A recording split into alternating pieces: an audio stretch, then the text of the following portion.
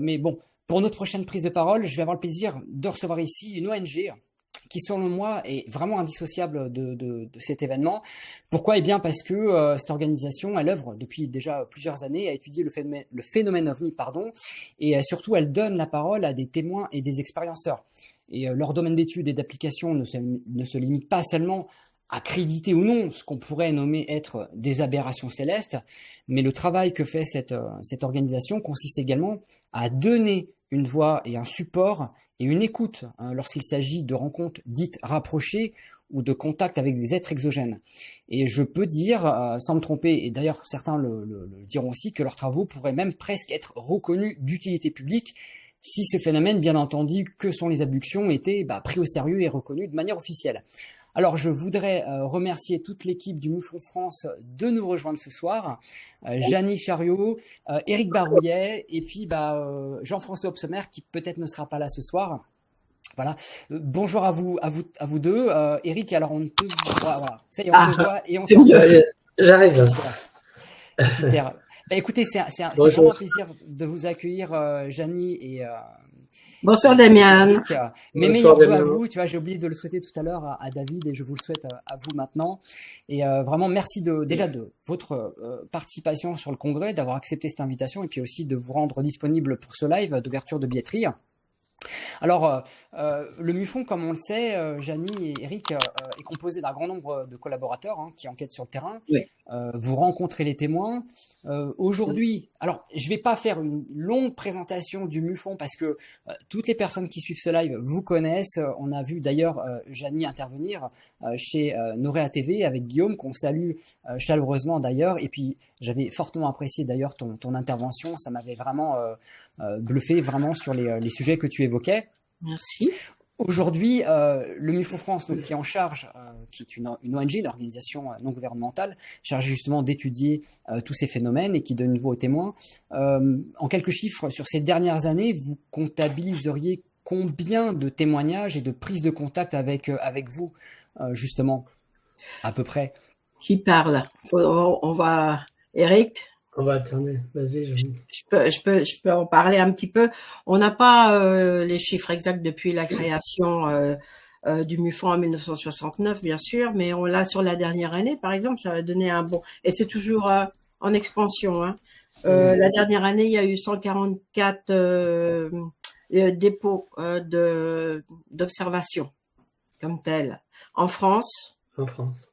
Et le MUFON France est étendu à la Belgique où il y a eu 8 cas, à l'Espagne dont Eric est le directeur avec 25 cas, au Portugal à 10, aux Pays-Bas à 16 et en Suisse à 7. Alors 200 à peu près sur cette partie-là. D'accord. Bon, c'est pas mal finalement sur plusieurs années quand on comptabilise un peu ces dernières années. Est-ce que vous constatez qu'il y a une sorte de croissance, d'évolution, d'augmentation, si je puis dire, des personnes qui viennent à vous, qui libèrent leur parole? Vous remarquez une augmentation significative ces dernières années ou pas? C'est-à-dire qu'on est de plus en plus connus en fait des millions et grâce aux réseaux sociaux justement, ça nous permet aussi de libérer la parole. Et les gens s'adressent à nous par un premier contact déjà sur les réseaux. Et ensuite, ils vont directement sur notre site ou sur le site américain pour porter leur témoignage. Et ensuite, le cas est récupéré. Si c'est en France ou en Europe, c'est récupéré maintenant par l'équipe française. Parce qu'il faut savoir, Damien, que depuis peu, l'équipe française gère, on va dire, pratiquement tous les cas en Europe. Ça nous a été confié dernièrement par le staff américain. Jean-François Opsomer, d'ailleurs, qui s'excuse de ne pas être présent ce soir avec nous, pour raison personnelle de dernière minute. Jean-François est le représentant maintenant officiel du MUFON pour l'Europe. Le président, tout à fait. Le président, ouais, le directeur. Donc, tous les cas en Europe nous sont confiés maintenant, sauf dans les pays où déjà il y a une structure MUFON existante, comme l'Italie, l'Angleterre, l'Allemagne.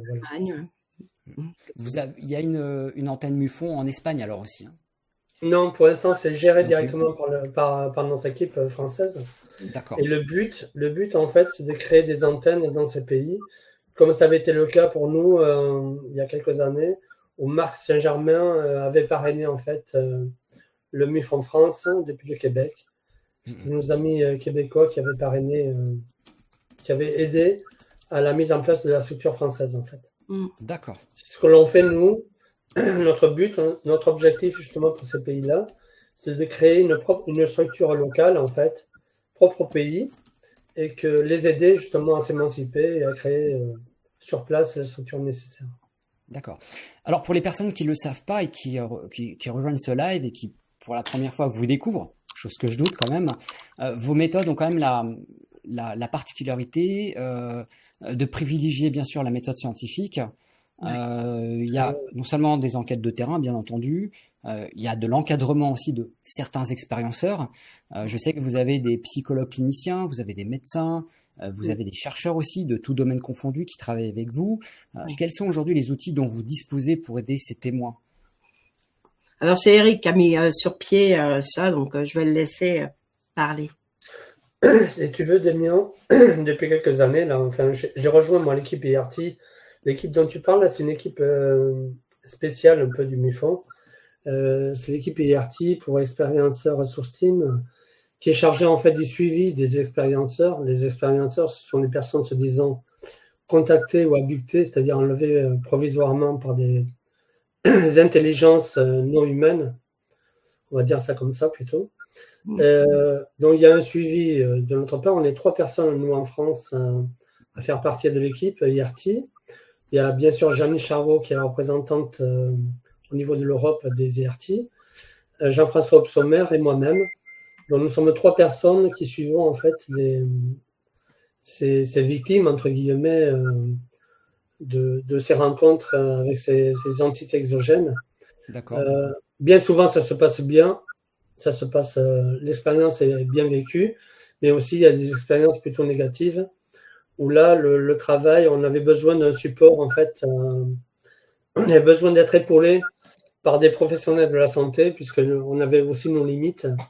Et c'est pour ça qu'on a eu la chance d'avoir à nos côtés des psychologues cliniciens et hypnothérapeutes formés aux expériences extraordinaires, et aussi nos médecins spécialistes en médecine spatiale et aéronautique. Donc, pour nous, c'est très important d'avoir ces personnes à nos côtés.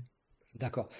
Alors, j'aimerais juste partager à l'écran l'ouvrage, le très bon ouvrage que j'ai acquis, que j'ai acheté plutôt. Merci. OVNI, dossier MUFON, France-Belgique, enquête et témoignages.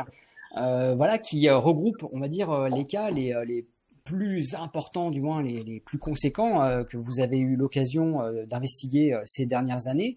Donc, cet ouvrage est un recueil de témoignages, d'observations. Vous l'avez écrit à 3 ou même peut-être plus. 9. À 9. Ah bah. Oui. Ouais. Et justement, tout à l'heure, on parlait justement de votre approche scientifique, qui est un peu, on va dire, votre signature.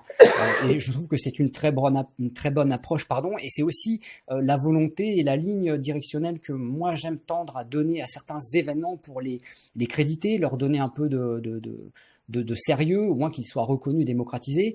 Est-ce qu'on peut espérer justement dans les années à venir, ou peut-être les mois, je ne sais pas, une republication d'un nouvel ouvrage où justement il y aura peut-être l'intervention d'autres spécialistes qui vont intervenir sur d'autres sujets. Par exemple, je parle des implants. Je sais que Jeannie, tu en avais parlé dans une émission avec Guillaume de Nora TV.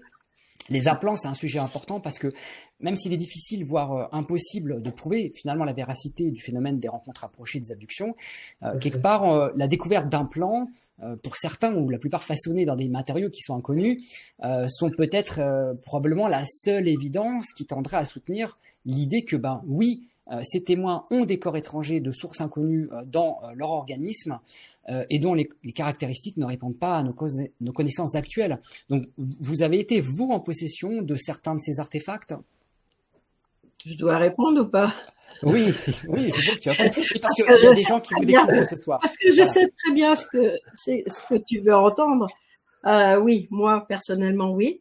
Je suis dessus. J'espère avoir des résultats pour le congrès, justement, le ex situ. Donc, mais c'est très, très, très, très difficile. j'avoue. J'ai déjà des résultats pour un implant que j'ai donc en ma possession, et j'essaye de le faire analyser parce qu'il y a plusieurs façons d'analyser un implant, enfin un implant, un artefact tel qu'il soit.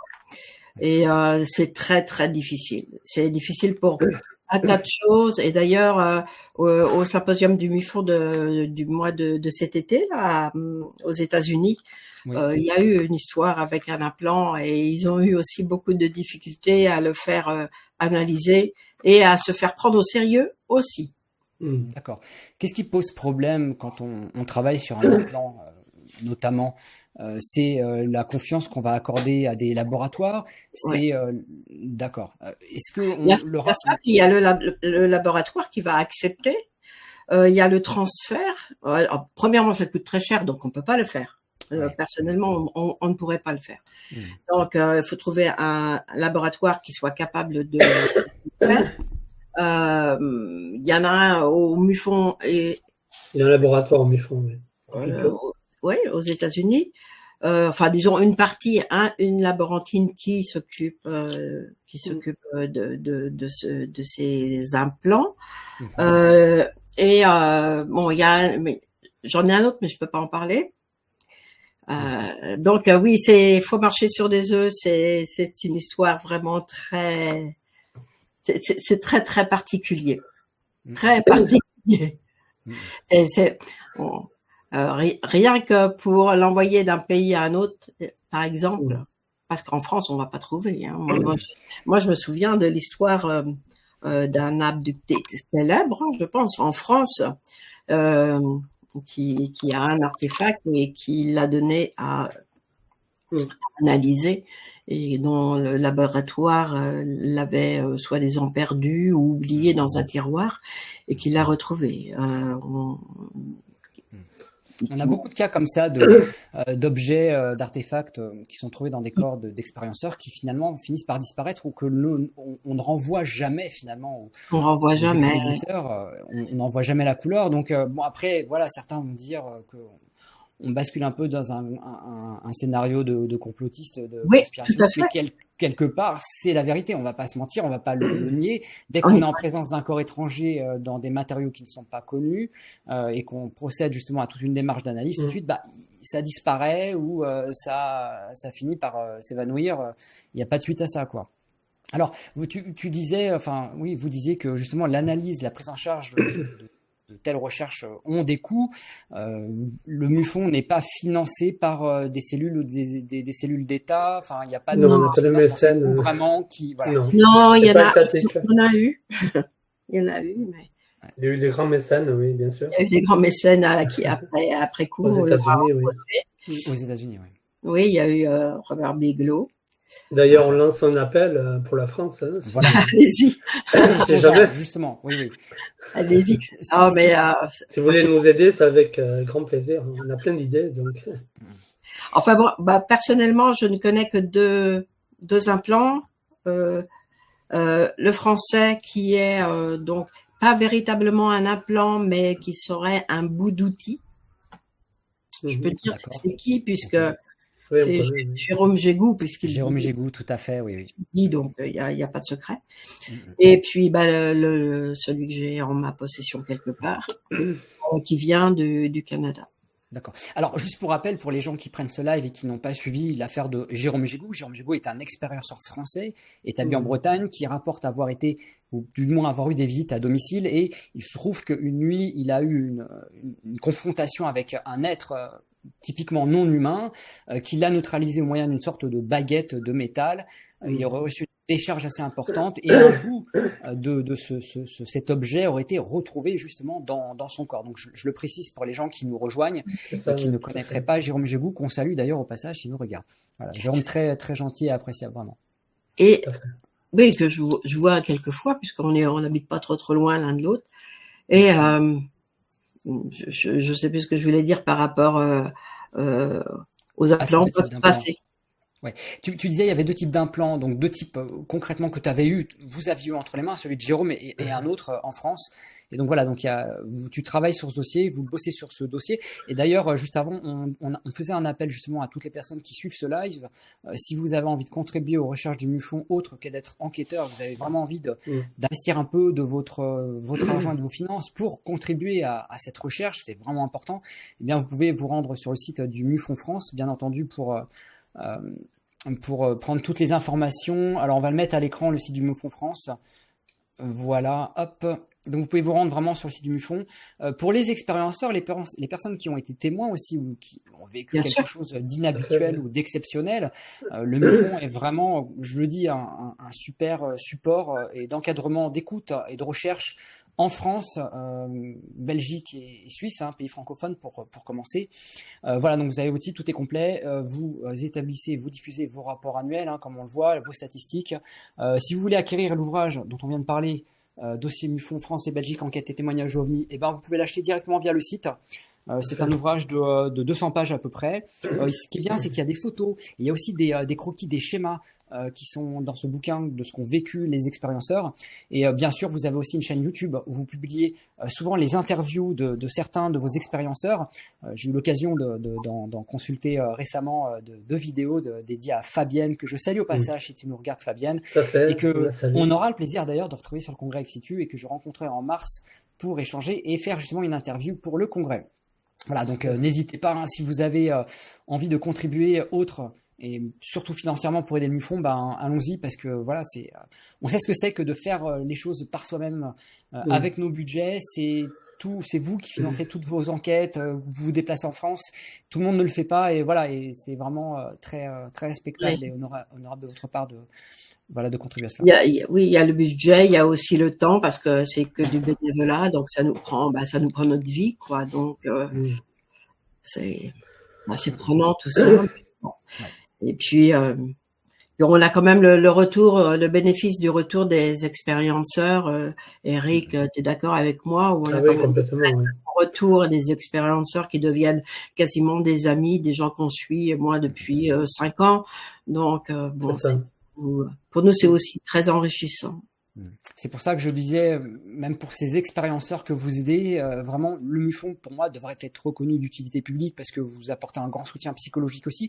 Ça fait du bien aux expérienceurs de pouvoir trouver une voie où s'exprimer, partager. Et aujourd'hui, il y a déjà 20-30 ans, c'était difficile. Aujourd'hui, c'est rendu possible avec des organismes tels que le vôtre.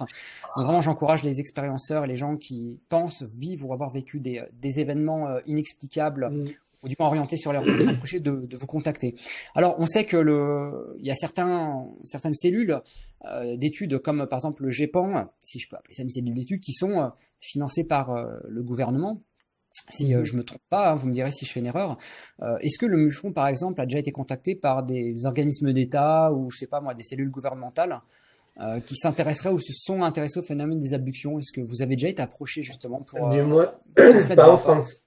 Oui, pas en France, du moins. En France, jamais. Non, jamais. J'ai déjà eu via les expérienceurs des contacts, des informations qui m'étaient destinées personnellement. Oui.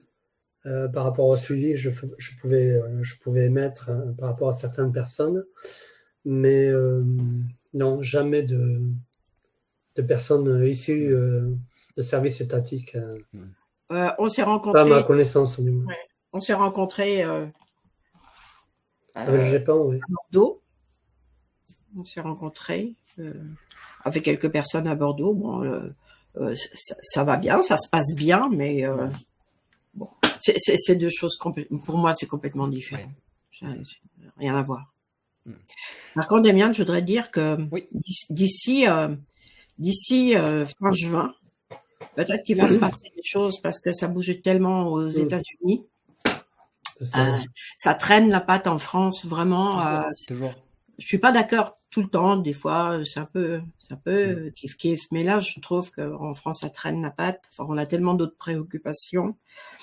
Mais aux États-Unis, ça bouge énormément. Et le MUFON s'est associé avec New Paradigm Institute. D'accord.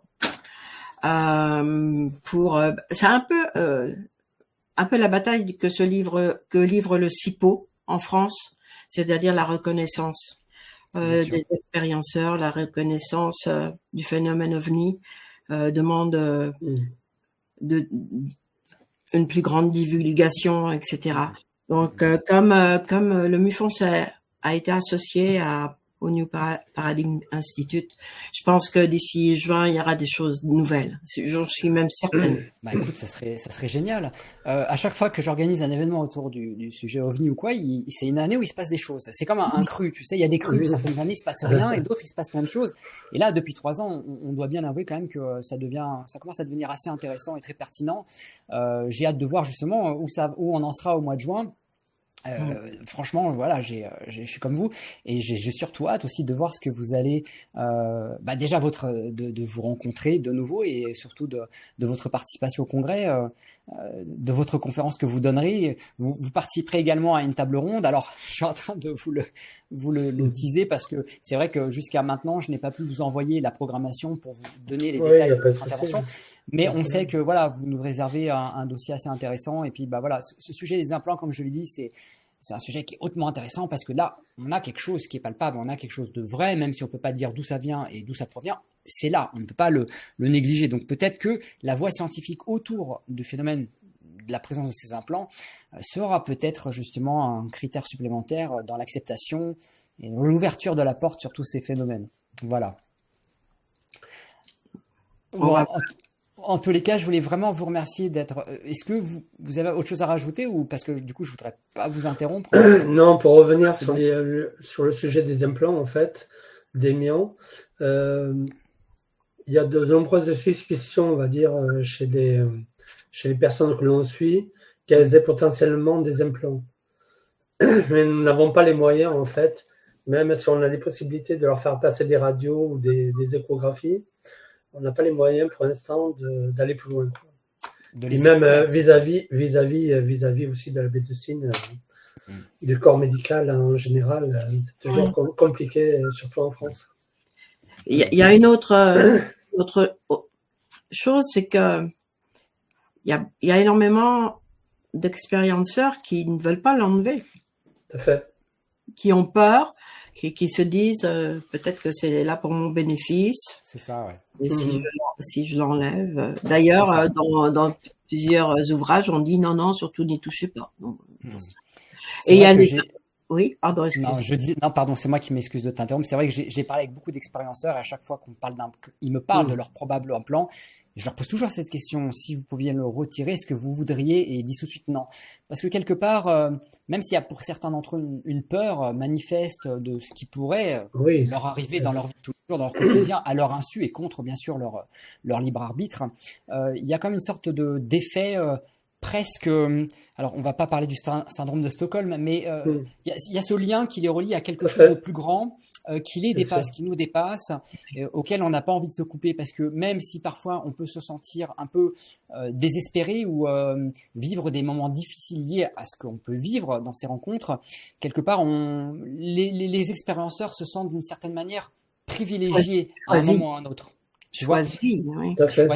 Oui, voilà, choisi et privilégié, et donc ont cette sensation de contribuer à quelque chose qui est de plus grand, et quelque part ce lien, ces implants pour certains, c'est la seule chose qui les relie finalement de manière indirecte à ces visiteurs ou à ce qu'ils pensent être leurs visiteurs, et donc je peux comprendre. Et puis, certains se disent aussi c'est peut-être bon pour ma santé, peut-être que si demain j'ai une maladie ou quelque chose, peut-être que cet probable implant va peut-être agir un peu comme une sorte de nanotechnologie pour voilà, peut-être ou avertir quelqu'un que je suis malade et qu'on va venir me chercher, on va me guérir, on va faire tout ce qu'il faut pour me guérir. Ah ben ça va de fou, ça va dans tous les sens. Et c'est d'ailleurs présent dans le questionnaire IRT du MUFON, ce type de questions liées à la maladie ou pas, et guérison miraculeuse aussi, due à l'intervention d'intelligence exogène. Tout à fait. Ça revient souvent aussi. Bon, en tous les cas, moi j'ai hâte de vous voir sur le congrès Xitu. Je tenais à vous remercier encore une fois d'avoir répondu présent à l'invitation de juin et puis d'être passé ce soir pour nous parler un petit peu. On peut pas faire un long débat, bien entendu, sur tout ce que vous faites. Et puis on va pas non plus trop se teaser ou faire du spoil sur ce qui va se passer au congrès. L'idée, c'était quand même de vous présenter au public qui, pour certains peut-être, ne vous connaissaient pas encore. Et bien maintenant, c'est chose faite. L'introduction est faite, les présentations ont été faites. Donc merci encore beaucoup Eric et Janie d'avoir été présents, d'être venus. Merci Damien. Merci ce soir. Merci beaucoup. Je vous souhaite beaucoup de continuation, des belles découvertes jusqu'à juin. Et voilà, du coup, moi, j'ai en tête fin juin, il peut se passer des choses. J'ai intérêt. Je suis pas pressé d'être fin juin parce que c'est quand même beaucoup de travail ce congrès, mais en tous les cas, je suis très content de pouvoir découvrir ce que vous allez un petit peu, je vais dire, mettre sur la table cet été. Merci beaucoup Janie, merci beaucoup Eric, et au plaisir de vous revoir cet été. Merci infiniment. Au revoir. Merci Damien. Merci. À bientôt. À bientôt.